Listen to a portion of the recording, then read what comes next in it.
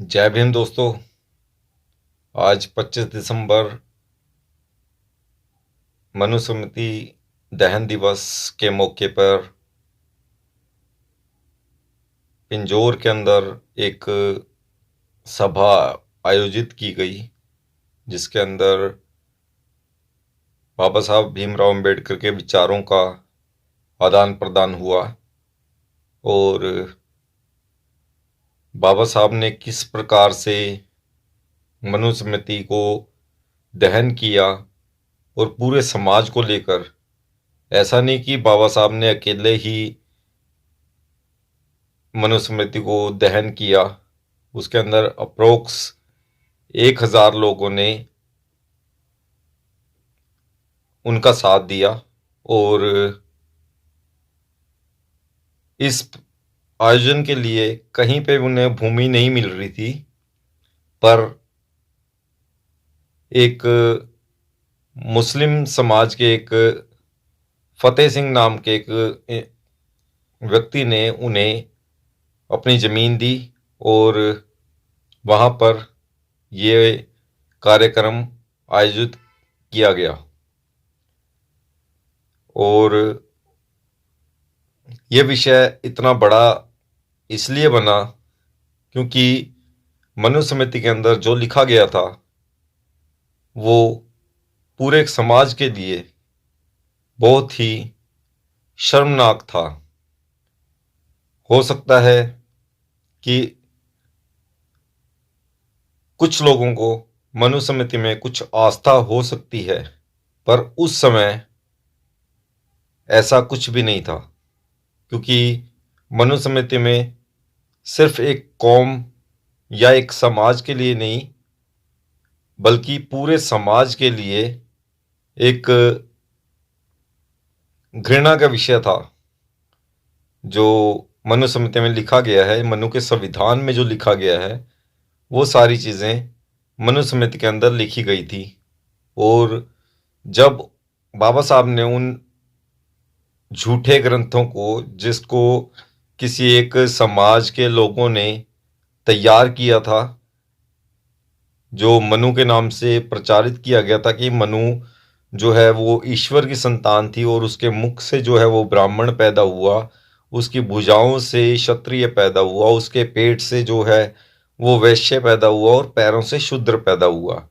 और उसी हिसाब से उसमें संविधान लिखा गया था कि हाँ, किस हिसाब से किसको क्या दंड दिया जाएगा, किस हिसाब से किसको क्या लेवल दिया जाएगा, वो सारी चीज़ें मनु के संविधान के अंदर लिखी गई थी।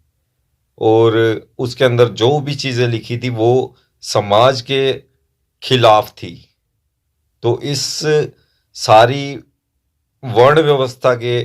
खिलाफ जाकर बाबा साहब ने मनुस्मृति का दहन किया, जिसको 1947 से पहले एक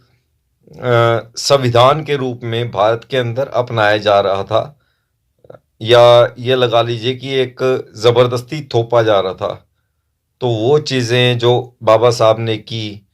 उन चीज़ों के लिए हम बाबा साहब के शुक्रगुजार हैं। और मैं चाहता हूँ कि आपको इन चीज़ों का ज्ञान होना बहुत ज़रूरी है। और जो भी चीज़ें आज समाज में चल रही हैं या पहले जो समाज में चल रही थी, वो पाखंड को लेकर जो बातें की गई थी या किसी धर्म विशेष को लेकर जो बातें की गई थी, ये उस व्यवस्था के खिलाफ एक जंग थी, जो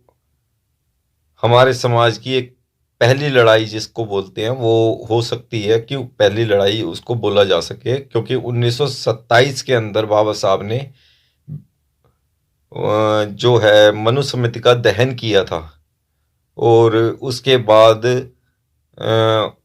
बहुत सी क्रांतियां हुई, जिसके बाद बाबा साहब ने हमारे समाज को, जो शुद्र अति शुद्र या फिर आप जिनको राक्षस बोलते हैं, तो वो सारी चीज़ें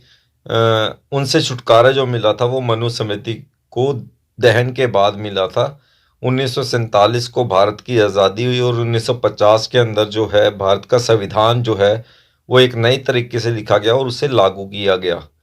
अदरवाइज जो 1950 से जो पहले जो भारत के अंदर संविधान चलता था, तो वो मनु के संविधान पे चलता था, और उसके अंदर क्या कृतियां थी वो आप सारी यूट्यूब के ऊपर मनुस्मृति की जब आप वीडियोस देखेंगे तो उसके अंदर आपको सारी जो हैं वो डेफिनेशंस मिल जाएंगी कि हाँ, मनुस्मृति के अंदर क्या अच्छा था क्या बुरा था। और इन्हीं सब के खंडन करते हुए बाबा साहब भीमराव अंबेडकर ने मनुस्मृति का दहन किया था, और 25 दिसंबर 1927 को बाबा साहब भीमराव अंबेडकर ने इन सब का दहन करके हमारे समाज को वर्ण विशेष जो एक व्यवस्था थी उससे निजात दिलवाया था।